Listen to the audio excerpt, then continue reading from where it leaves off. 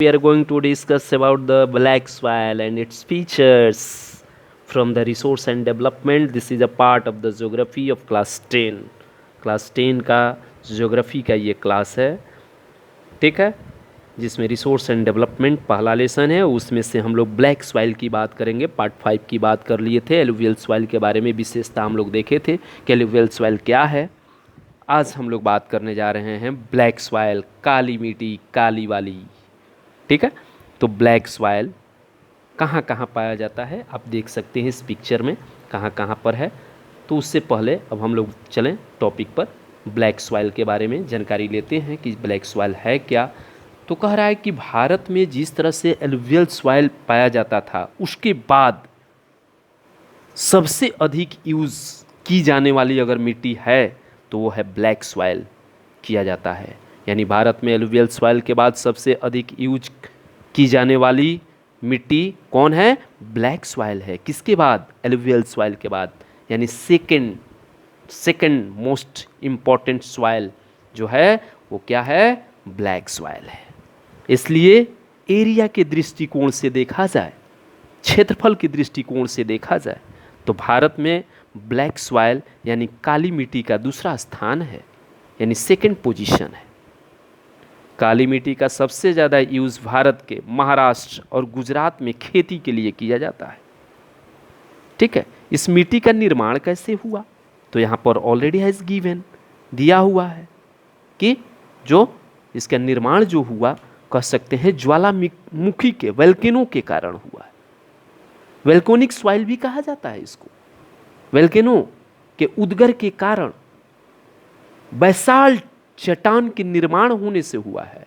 Basalt चट्टान rock के कारण हुआ इसका। ये पाया जाता है साउथ इंडिया में ब्लैक सॉइल को। बहुत इंटरेस्टिंग इसके बारे में फैक्ट है, उसको जानना जरूरी है आपको।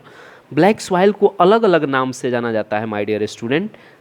It also known as the regur soil, black cotton soil, lava soil, volcanic soil, ये तो आप जान गए।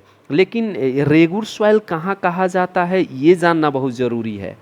तो आपको पता होगा कि रेगुल सॉइल जो है साउथ इंडिया में, दक्षिणी भारत में ब्लैक सॉइल को रेगुल सॉइल के नाम से जाना जाता है। रेगुड़ भी बोलता है बहुत सारे लोग और रेगुर भी बोला जाता है इसको, ठीक है। रेगुर यहाँ पर बाय मिस्टेक हो गया है, ये रेगुर होगा, रेगुल सॉइल, ठीक है। रेगुल सॉइल कहाँ? साउथ इंडिया में। उसी तरह से केरल में ब्लैक सॉइल का नाम बड़ी इंटरेस्टिंग है। क्या कहा जाता मालूम है? साली, साली के नाम से जाना जाता है। कहाँ? केरल में। किस मिट्टी को? ब्लैक सॉइल को। साली, काली नहीं, साली, साला साली होता है ना, वहीं साली, साली के नाम से जाना जाता है। इन विच प्लेस? केरल। किसको? Black soil. वहीं नॉर्थ इंडिया की बात की जाए, उत्तरी भारत की बात की जाए ब्लैक सॉइल को, तो बड़ी इंटरेस्टिंग नाम है इसका। यहाँ केवाल के नाम से जाना जाता है। किस नाम से? केवाल के नाम से जाना जाता है। और जिस तरह से एलुवियल सॉइल में नाइट्रोजन की मात्रा बहुत कम मात्रा में होता है, उसी तरह से ब्लैक सॉइल में भी नाइट्रोजन की मात्रा और फास्फोरस की मात्रा बहुत कम पाया जाता है। मोस्टली ये कहाँ पाया जाता है देख लीजिए, तो Deccan trapped region of the Maharashtra और गुजरात, ये मोस्टली रूप से दो जगह बहुत ज़्यादा पाया जाता है। देख रहे हैं, फिगर में भी देख सकते हैं, ठीक है। महाराष्ट्र एंड गुजरात वाले एरिया में ब्लैक सॉइल पाया जाता है। अब उसके बाद में कह रहा है कहाँ? छत्तीसगढ़ में भी पाया जाता है, and port of the Andhra Pradesh, Telangana and Karnataka वाले एरिया में भी पाया जाता है। अब कह रहा है कि कौन से क्रॉप्स इसमें रोपा जाता है, बोया जाता है। तो सबसे ज़्यादा अगर क्रॉप्स की बात करें तो इसको कॉटन सॉइल भी कहा जाता है, यानी कपास की खेती बहुत अधिक मात्रा में की जाती है, ठीक है। ग्राउंड नट्स, गेहूँ का भी खेती की जाती है। Ground nuts, cotton, few of the crops black soil for their growth. Cotton highly fertile है, किसके लिए? कॉटन के लिए। बहुत ज़्यादा मोर प्रोडक्शन, मैक्सिमम प्रोडक्शन देती है। अगर कॉटन को ब्लैक सॉइल में रोपा जाए, कपास की खेती की जाए ब्लैक सॉइल में, तो मैक्सिमम प्रोडक्शन आपको देगा।